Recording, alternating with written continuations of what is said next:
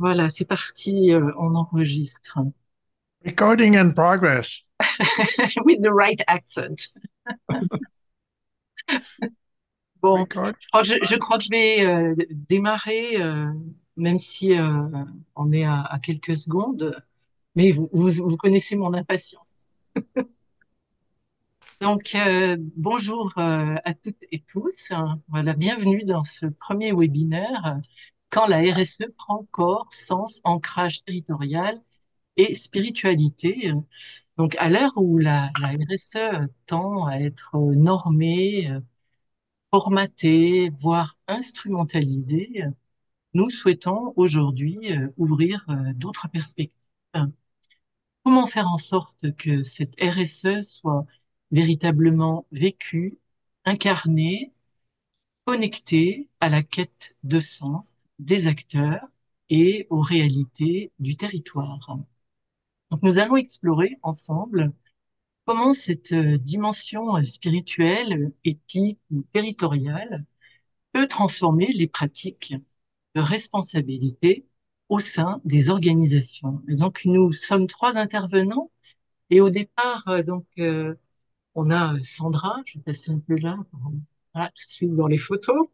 Donc, Sandra Latour, qui est spécialiste de la transformation stratégique par la RSE et avec laquelle nous avons écrit l'ouvrage que vous voyez, page précédente, là, Quand la RSE rencontre le sens et la spiritualité.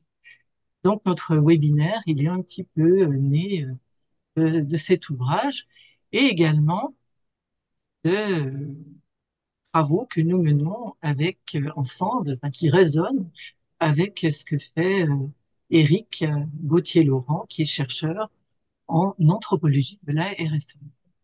Voilà. Et donc, lui, c'est un expert de l'ancrage territorial en Polynésie. Donc, ouais, un beau fond derrière qui, j'espère, va vous inspirer. Donc, nous allons partager cette présentation et proposer, au bout d'un certain temps, un moment d'échange dans la salle, enfin, dans différentes salles, hein, et avec un petit exercice de mise en application. Vous pouvez aussi poser des questions. Pour de la présentation, vous pouvez utiliser le chat ou éventuellement à la fin, on peut ouvrir et poser quelques questions.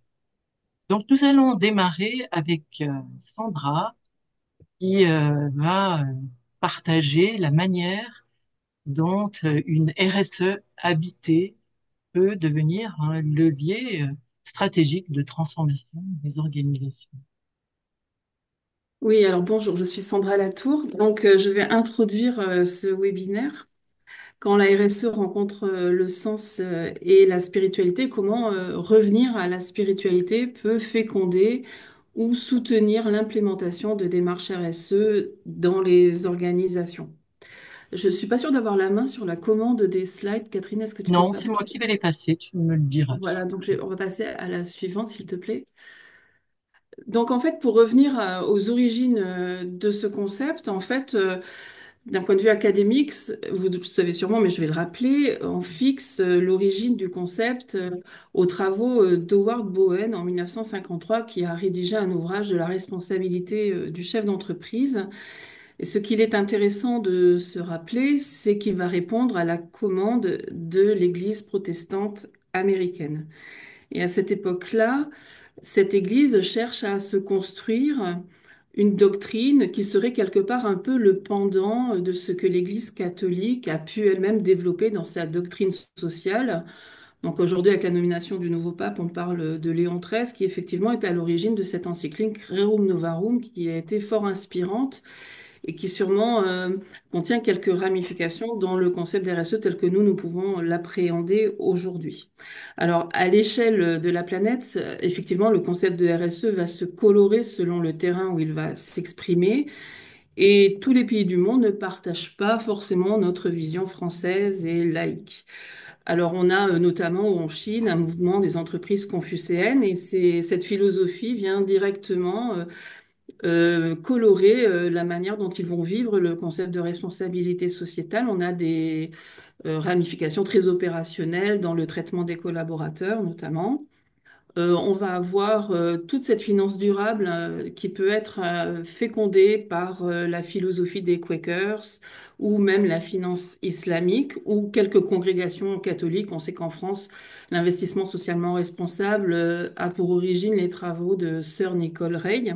Donc on voit bien que la religion a déjà largement fécondé le concept de RSE. Je pourrais aussi rappeler les travaux d'Eleftheria Hegel, qui a été l'assistante de Jody Fry, et qui, dans sa thèse, a pu démontrer que certains chefs d'entreprise, en Arabie Saoudite notamment, considéraient que la RSE, c'était juste la gestion du bien du Dieu sur Terre.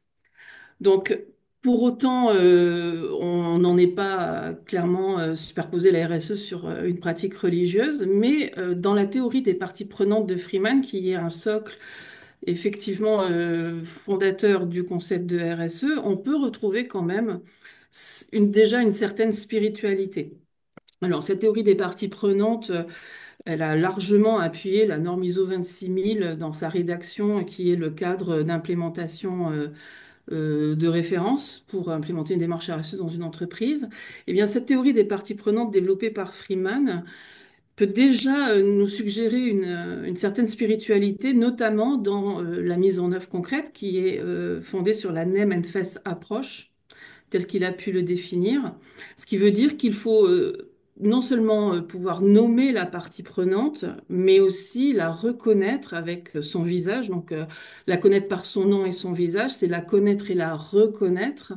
Donc, on comprend avec ce re qu'il y a une fréquentation de la partie prenante, une reconnaissance et une construction de la relation, ce qui nous amène déjà à une idée de reliance que l'on va retrouver dans religion. Et puis on a aussi cette notion d'attente. Alors, on connaissait déjà la notion de besoin dans la définition du développement durable dans le rapport Brundtland de 1987, mais cette théorie ne nous place pas à la question du besoin, mais la question des attentes. En espagnol, le verbe attendre se traduit par esperar, où on a déjà cette idée d'espérer, d'espoir, d'espérance, et déjà on place, en plaçant la notion d'attente par rapport aux personnes, on peut déjà introduire une certaine spiritualité. Donc en fait, tout ça pour dire que cette spiritualité n'est pas tout à fait étrangère au concept de RSE. Alors, si on peut avancer, si, voilà. Donc, nous avons commencé à structurer cette spiritualité autour de trois grands thèmes, qui est premièrement la connexion, deuxièmement la compassion et troisièmement la contribution. On a placé cela comme dans un cercle, dans un cycle, et on trouve assez intéressant de le présenter ainsi en introduisant cette idée de circularité comme faisant écho à une certaine écologie intérieure ou intégrale ou une éco-psychologie qui démontre un temps, un processus, un cycle comme les arbres le vivent dans la nature et ce qui suppose déjà une connexion. Donc une création de liens profonds et authentiques entre les parties. Alors on va voir après que la connexion, on peut l'envisager avec soi-même, avec les autres et avec un tout plus grand. Ensuite, une compassion qui est un regard porté sur l'autre, sur cet environnement, et une contribution.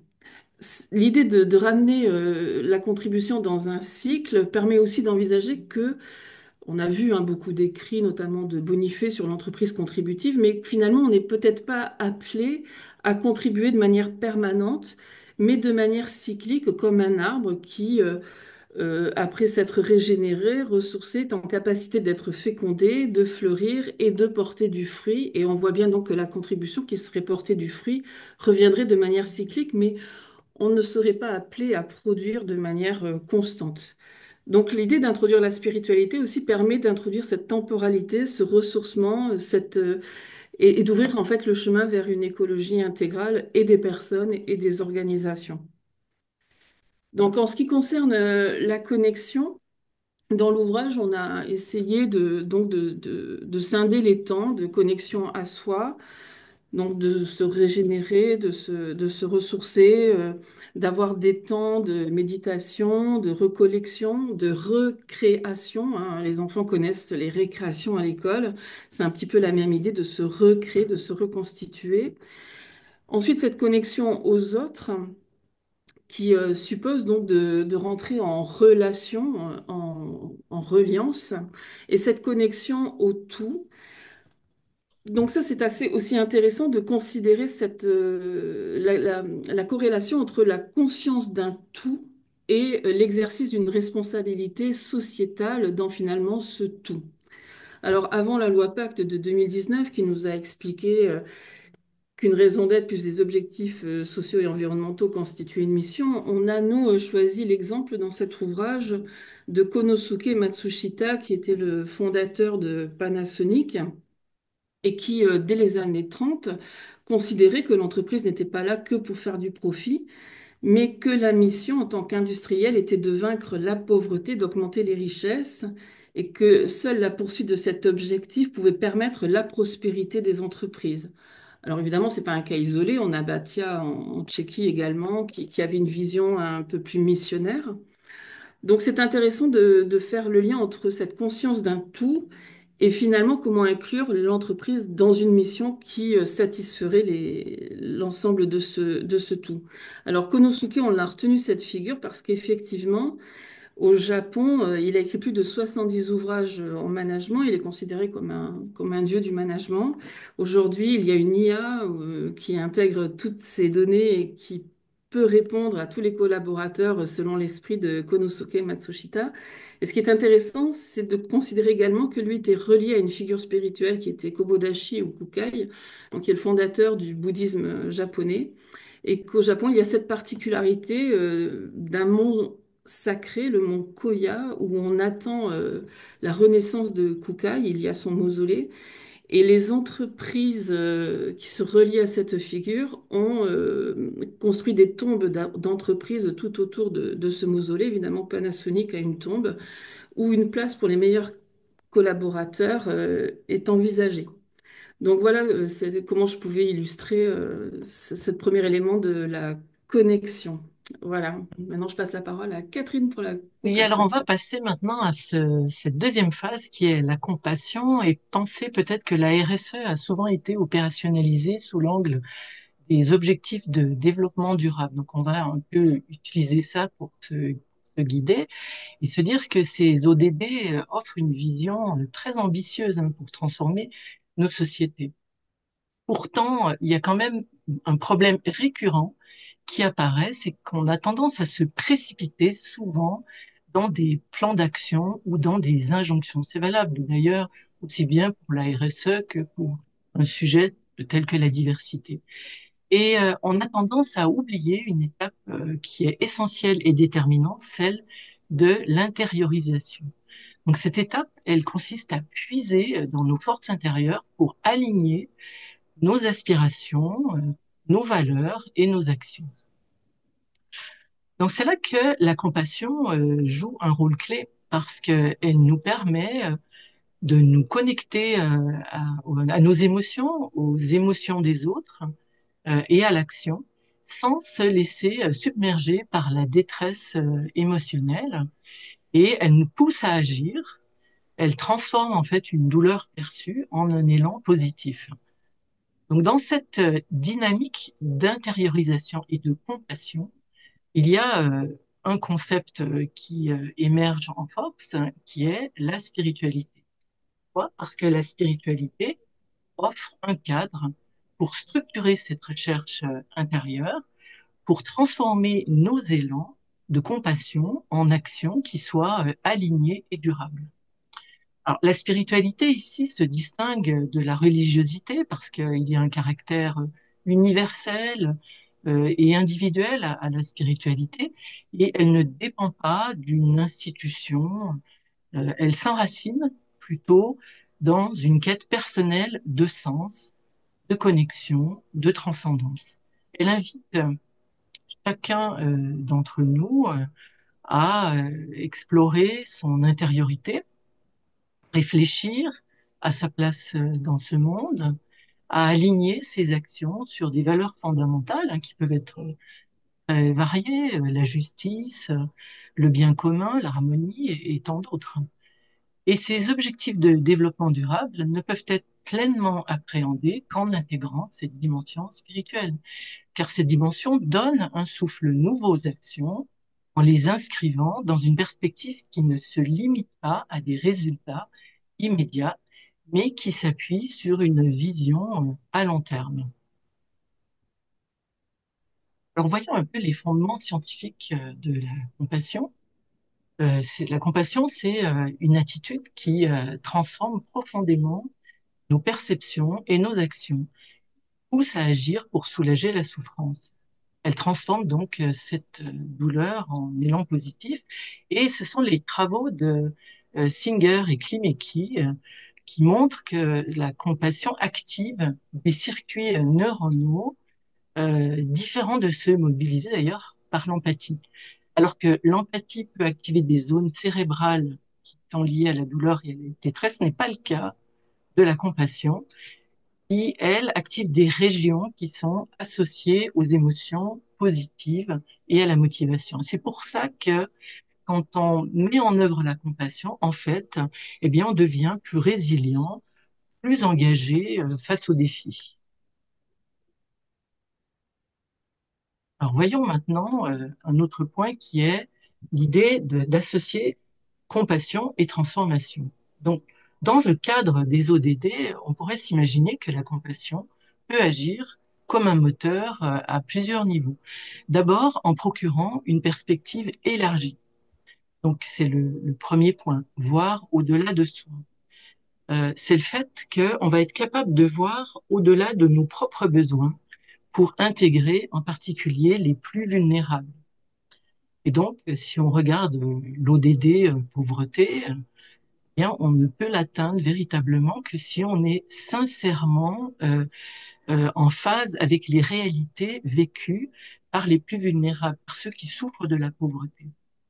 Donc la compassion nous aide ici à ne pas raisonner uniquement dans notre cadre connu, qui est souvent, parce que nous vivons dans un pays où on a un certain différentiel de richesse par rapport à d'autres, et donc, ça nous aide à entrer sur le terrain des plus vulnérables. Donc, ça nous pousse à agir, non pas par obligation, mais par un désir authentique d'améliorer la situation des plus démunis.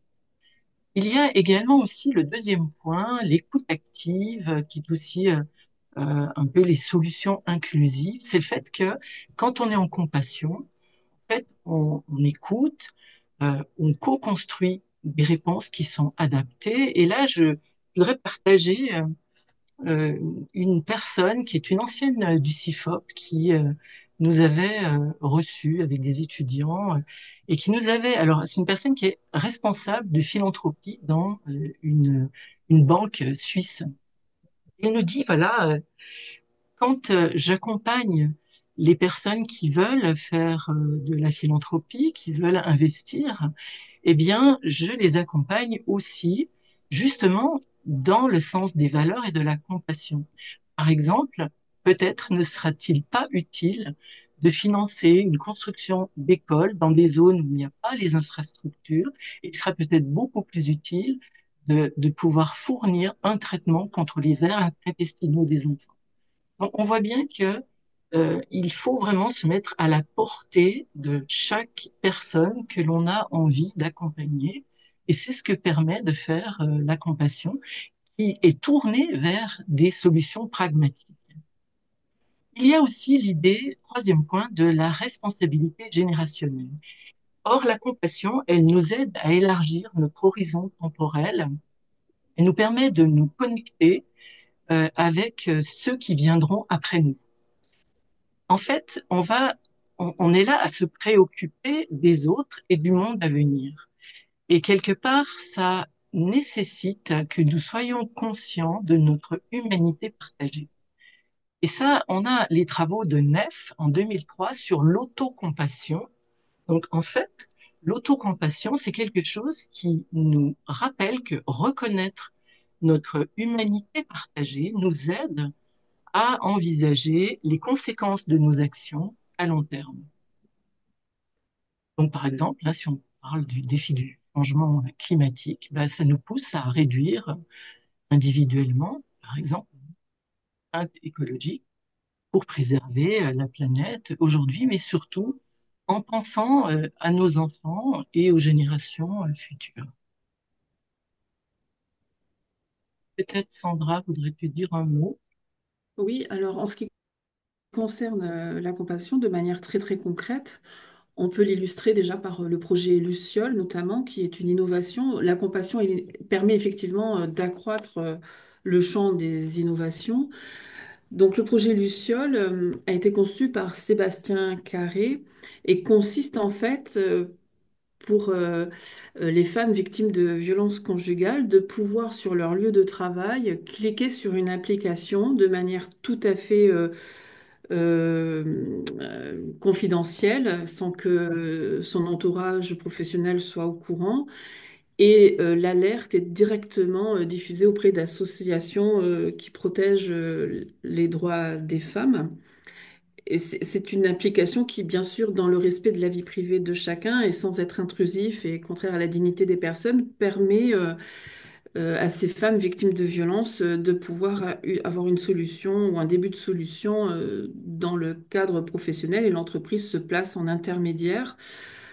Donc, dans le cadre d'une démarche de responsabilité sociétale, effectivement, cette application illustre comment par la compassion, on peut innover. Alors c'est vrai que l'idée de cette application chez Sébastien Carré est venue d'un fait très simple, c'est qu'une femme qui effectivement aurait vécu des brutalités durant la nuit, ben, le lendemain, elle va peut-être commettre des erreurs, elle va peut-être pas être très présente à son travail. Et au lieu d'apporter une sanction, c'est de manière, encore une fois, dans le respect de la dignité de la personne, ne pas rajouter de la peine à la peine et comprendre que ces situations de vie sont tout à fait possibles. Et en termes de responsabilité sociétale, permettre de se faire intermédiaire pour que la personne puisse effectivement défendre ses droits et se protéger. De manière également très concrète, on le voit encore, hein, cet exemple, cette illustration d'une femme qui a divorcé, qui se retrouve à Bordeaux avec un salaire, alors on pourrait parler de la question du salaire décent, mais qui se retrouve avec un salaire qui ne permet pas d'accéder à un logement et qui va tomber dans un squat, hein, et un squat où il y aura partagé avec 50 personnes, où il y aura deux salles de bain. Et le temps d'accéder à la salle de bain, même si on se lève très tôt, est très long et très aléatoire, et qui arriverait fréquemment en retard à son travail. Le fait de ne pas porter un regard compassionnel sur la situation, mais au contraire, dans une logique encore productiviste, ferait que cette femme-là serait réprimandée pour ses retards, voire licenciée pour ses retards s'ils sont récurrents. Et donc, en fait, la compassion ou un regard compassionnel aurait pu déceler la fragilité, la vulnérabilité et pallier à la situation sans donc rajouter de la peine à la peine. Donc, le regard compassionnel est quand même très inspirant en termes de mise en œuvre d'une responsabilité sociétale effective. Alors, on a Voilà. beaucoup insisté sur la compassion et maintenant le troisième volet, vu assez brièvement, on est assez limité en temps, c'est donc la contribution. Et la contribution, on va convoquer le leadership spirituel développé par Jody Fry, qui nous semble un outil permettant d'inspirer, de mobiliser dans le cadre des ODD. En effet, si la compassion peut guider nos motivations, nos émotions, le leadership spirituel, en fait, constitue une structure qui traduit les aspirations en actions concrètes et collectives alignées sur les ODD ou d'autres éléments d'aspiration. Dans vos rôles professionnels, vous exercez chacun à votre manière un leadership, mais au-delà de ces missions fondamentales, vous avez aussi le pouvoir d'incarner un type de leadership qui peut être différent, qui peut être profondément humain, qui est le leadership spirituel. Et en fait, le leadership spirituel s'adosse à plusieurs éléments que vous voyez représentés ici. Tout d'abord, l'espoir. Sandra a commencé à l'évoquer. En fait, l'espoir, c'est extrêmement important parce que c'est l'espoir dans la capacité que l'organisation va pouvoir surmonter des défis. Donc, en fait, le leader spirituel, c'est celui qui va pouvoir insuffler l'espoir auprès des membres de l'organisation. Et quelque part, ça va permettre de déclencher de l'enthousiasme et également, ça va permettre d'être plus résilient face à l'adversité. Ces valeurs motivent intrinsèquement les individus à agir malgré les défis. Ça leur donne donc cette conviction que le changement est possible. Donc ça, c'est extrêmement important, surtout quand on est ambitieux sur les objectifs à mener. Le deuxième point, après l'espoir, c'est la vision partagée. Donc une vision qui est transcendante, qui permet vraiment de travailler sur le sens au travail. Et un peu pour expliquer, c'est le fait que on va pouvoir aider les gens à connecter leurs tâches à des objectifs supérieurs. Donc, ils vont pouvoir dépasser leurs préoccupations individuelles pour embrasser une mission collective. Donc, on transforme des tâches quotidiennes en une contribution significative à un idéal qui est plus grand.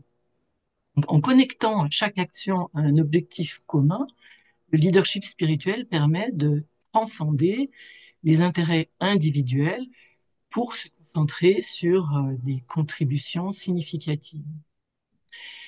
Troisième élément important, l'amour altruiste. Alors peut-être on pourrait l'appeler bienveillance, encore peut-être encore plus loin. Et là, l'idée de Jody Fry, c'est qu'on va pouvoir promouvoir une culture organisationnelle qui est fondée sur le respect, la compassion, l'acceptation des autres, et que cet amour altruiste, lorsqu'il est vécu au sein des équipes, crée un sentiment d'adhésion et qui va motiver les personnes à se dépasser. Donc ce pilier renforce la coopération, la solidarité, qui sont absolument indispensables pour relever des défis comme ceux des ODD. Et cet amour altruiste, combiné au reste, encourage des cultures d'écoute, de respect et de collaboration. Ce qu'on pourrait peut-être aussi retenir, c'est que quand on vit le leadership spirituel, les personnes qui ont la chance d'avoir une personne qui fait montre de leadership spirituel, en fait, elles sentent que leur travail a du sens. Elles sentent qu'elles ont un objectif qui est plus grand qu'elles-mêmes. Elles sentent qu'elles peuvent aligner leurs valeurs individuelles avec une vision plus large. Elles sentent qu'elles peuvent faire une différence pour elles et pour les autres.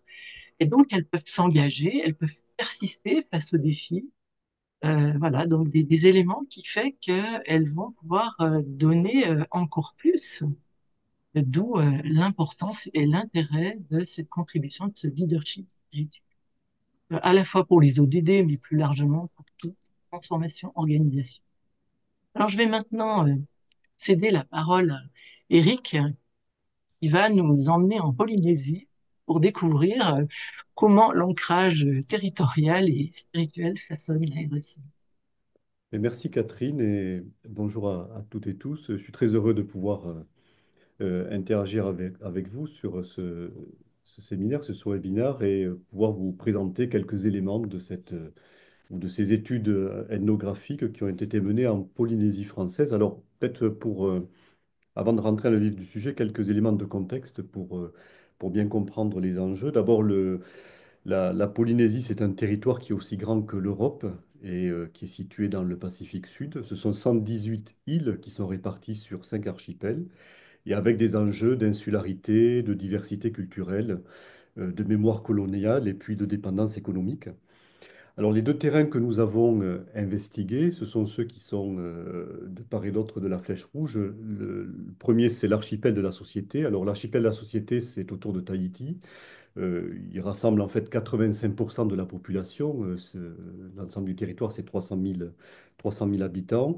Et puis surtout la centralité urbaine de Tahiti et de sa capitale Papeete. Et l'autre territoire est celui qui est le plus isolé géographiquement, c'est l'archipel des Marquises. Et il est composé de 6 îles qui rassemblent 10 000 habitants. Alors derrière les paysages paradisiaques se cache un passé toujours présent. Alors on va rester sur la même diapositive, Catherine. C'est-à-dire ce sont les 193 essais nucléaires, aériens et souterrains, menés entre 66 et 96, qui ont des conséquences aujourd'hui sur la déstructuration culturelle, les maladies radio-induites, les fuites, les menaces de fuite radioactives, notamment à Mururoa. Et c'est aussi une brèche qui a été ouverte à la dépendance économique via des transferts publics. Et encore cette année, une commission d'enquête parlementaire se penche sur les conséquences de ce centre d'expérimentation du Pacifique. C'est aussi l'héritage colonial avec l'imposition de structures occidentales dès le XVIIIe siècle, l'annexion par la France et qui a mis fin aux monarchies locales, et puis l'érosion de la culture maori avec l'introduction du christianisme, les phénomènes de déracinement.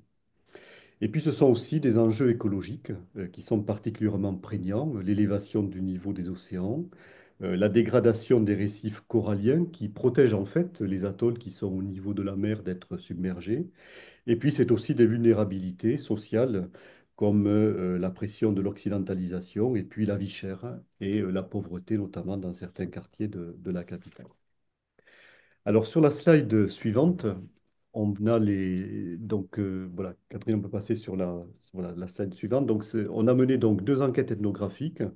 Ce sont 63 entretiens qui ont été menés sur l'archipel de la Société, 20 entretiens aux Marquises avec des observations participantes au sein d'entreprises, mais également des entretiens avec les élus, avec les enseignants, des commerçants, des militaires et des ecclésiastiques.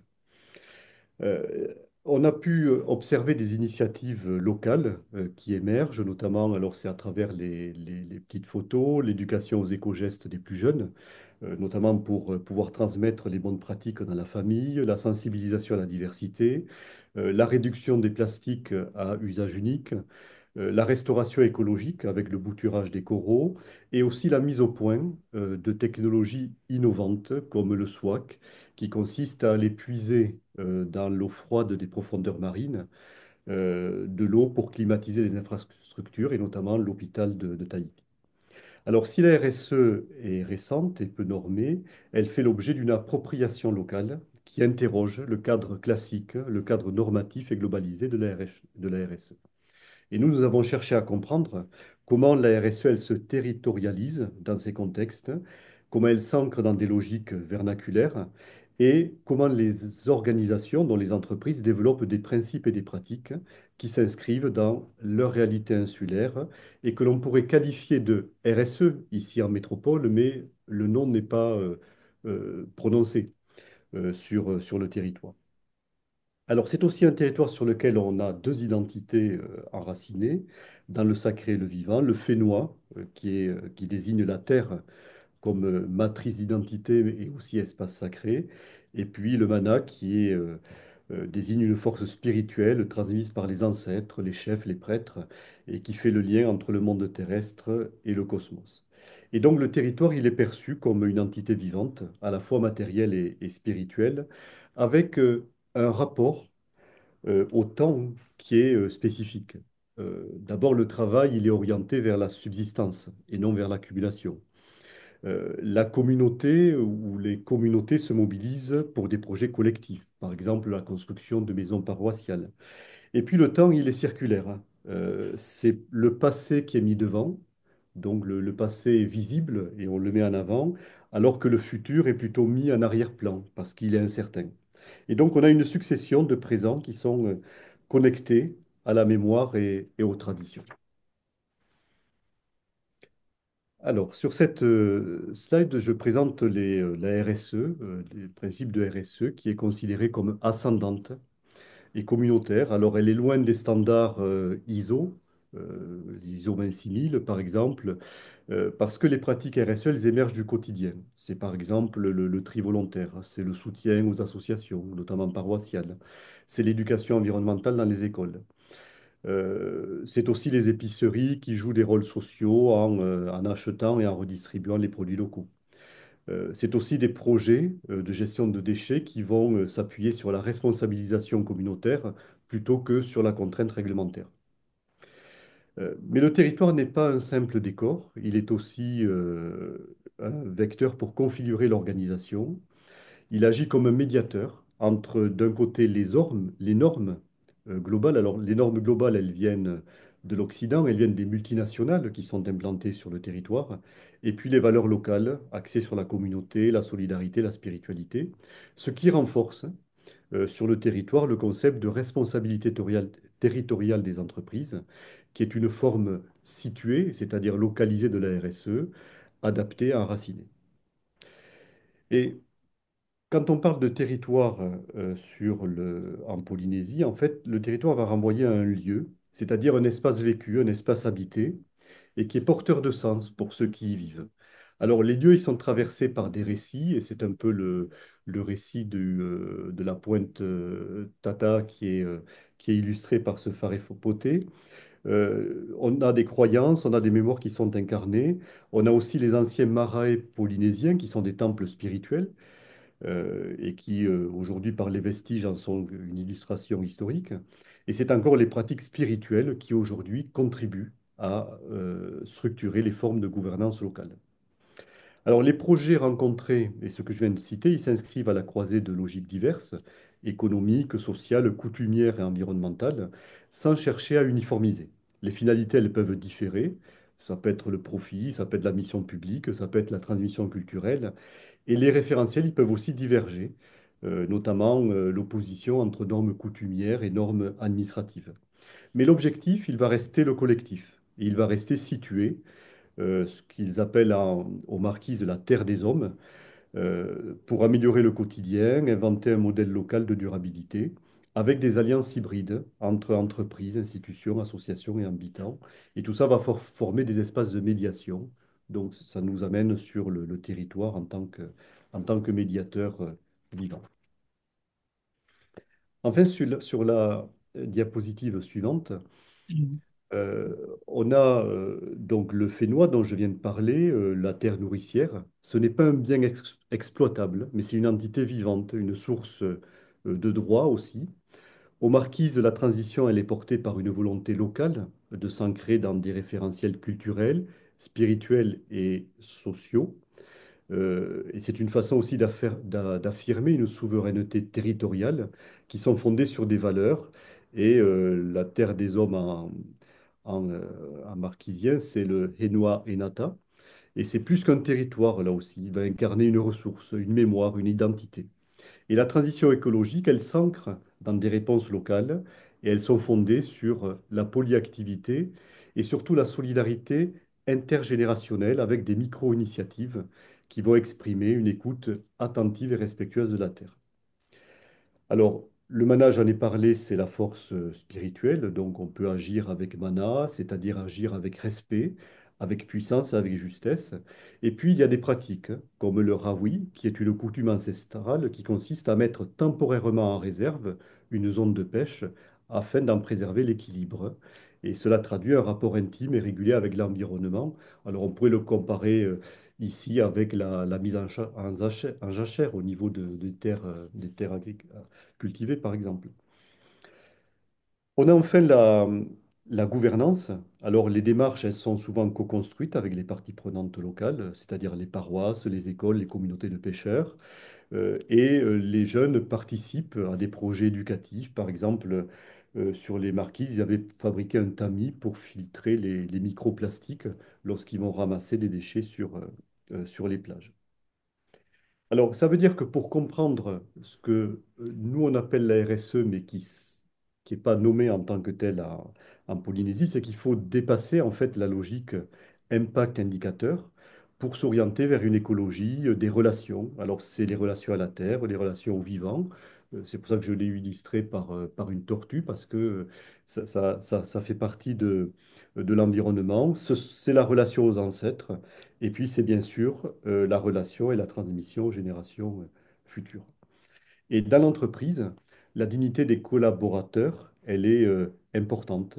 Elle ne va pas passer uniquement par des labels, mais par la reconnaissance de leur culture, de leur temporalité, dont j'ai dit un mot tout à l'heure, et puis de leur mode d'habiter le monde. Alors, ce qui veut dire qu'en termes de conclusion, sur la dernière slide, en Polynésie, la RSE, elle se transforme, elle devient territoriale, elle est incarnée, elle est spirituelle. Alors, Catherine, vous l'avez sur la slide suivante. Elle interroge nos modèles dominants. Faut-il importer des normes ou composer avec les savoirs vivants? L'enjeu est d'habiter la responsabilité plutôt que de la déclarer. Et ces recherches, elles ouvrent une voie pour une RSE plus humaniste, plus enracinée, plus digne. Bien, alors, Alors, Tu as terminé là, Eric. Oui, oui. Voilà, on va peut-être passer maintenant un petit temps d'échange en salle en vous expliquant, avant de vous mettre en salle, le petit exercice qu'on vous propose.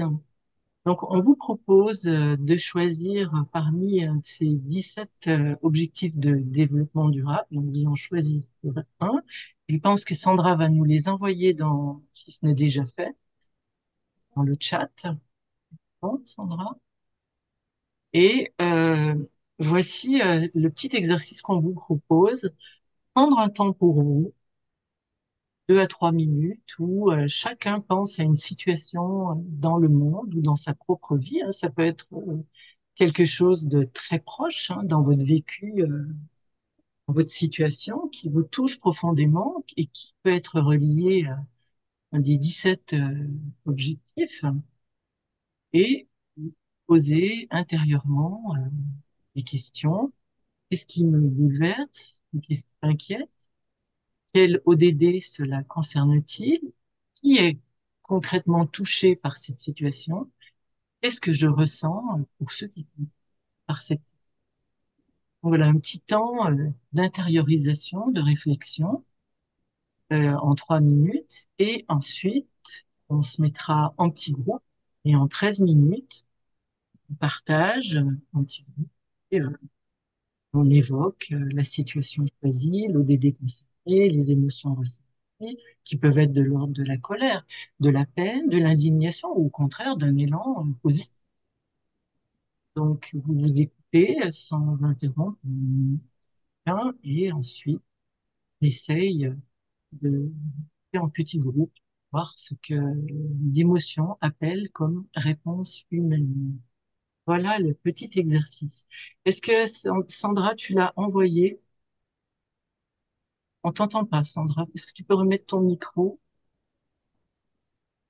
Voilà. Oui, alors j'ai envoyé les 17 objectifs de développement durable de l'ONU. Donc il y a le lien pour ceux qui auraient besoin de se rafraîchir la mémoire. Et puis le slide correspondant à cet exercice, je l'ai mis dans le chat aussi. Voilà. Et moi, je vais, par contre, arrêter l'enregistrement, que là, maintenant, on passe dans une phase personnelle.